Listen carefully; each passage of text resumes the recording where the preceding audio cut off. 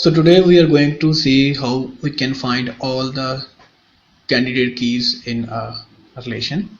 So say we have a relation u, v, w, x, y with 5 columns u, v, w, x and y, and this relation has these functional dependencies. V is functionally dependent on u and x can determine y.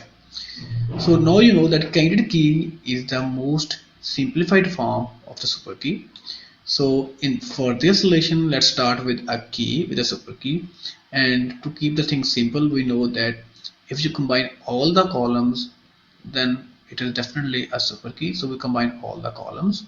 So this composite key is definitely a super key. You can determine all the uh, this key will definitely identify each and every row of the table. So next is the next task is we have to simplify this super key to get a candidate key. So for this simplification, we need to construct these dependencies, and as you know that because x can determine y, so we can remove x from here. So we are left with u, v, w. And because x can determine y, so we can remove y from here and we are left with x. And next, as you know that u can determine v, so if you remove v from here, because u can determine v, so we can remove v from here, so we are left with u, w, x. So for the simplification, you need to see on the left hand side of the dependencies, as u can determine v, we removed v, and as x can determine y, so we removed y from here. So we are left with u, w, x, and this is the candidate key. But we cannot claim that it is a candidate key. Still, we need to see that the subset of this candidate key should not be a super key. So next we see all the possible subsets of this candidate keys. So we have 6 possible subsets like uw, ux, wx, u, w, and x. And then we take the attribute closure of each subset, as the attribute closure of uw is u, wv, and from here we can say that this is not a super key because the attribute closure of uw does not contain all the attributes, so it's not a super key. Again, it's not a super key, not a super key, not a super key, not a super key, and not a super key. And as attribute closure is not a super key, as the proper subsets of this key is not a super key, so definitely it is a candidate key. And the candidate key is u, w, x, and the prime attributes are u, w, and x. All those attributes which are part of the super key are called the prime attributes.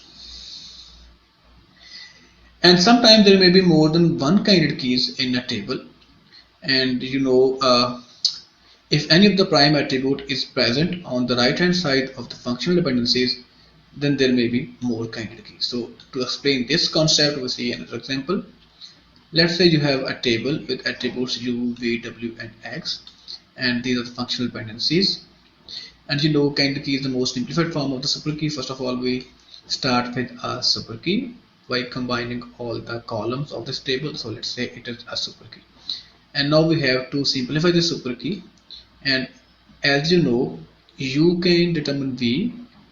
So as u is on the left hand side of this functional dependency, so, and you can determine v. So if you have u, you can determine v, so you can remove v from here. And if you have u, you can determine v, and from v you can determine w. So definitely from u you can determine w. So if you have u, you do not need w as well, so we remove w. And now we are left with ux. So you cannot further simplify this using this dependency. So here we are. So this is and now we see that the proper subset of this candidate key should not be a super key. So here we have just 2 proper subsets u and x, and u and x individually are not the super keys.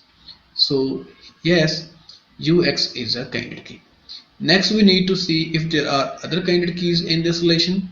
For that, we need to see on the right hand side of these functional dependencies, if any prime attribute is present on the right hand side, then there may be more candidate keys.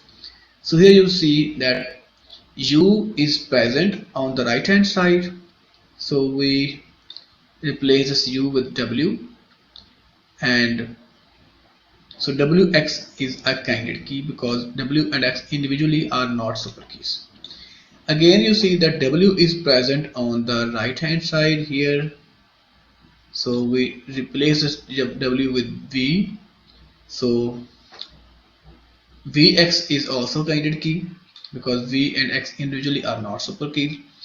And again you see that V is present on the right hand side of this functional dependency. So if you replace this V with U, it becomes Ux, and Ux is already we have determined Ux is already here. So finally you can say that we have three candidate keys for this table: Ux, Wx, and Vx. So that's it. For any confusion or question, please feel free to comment on the comment box.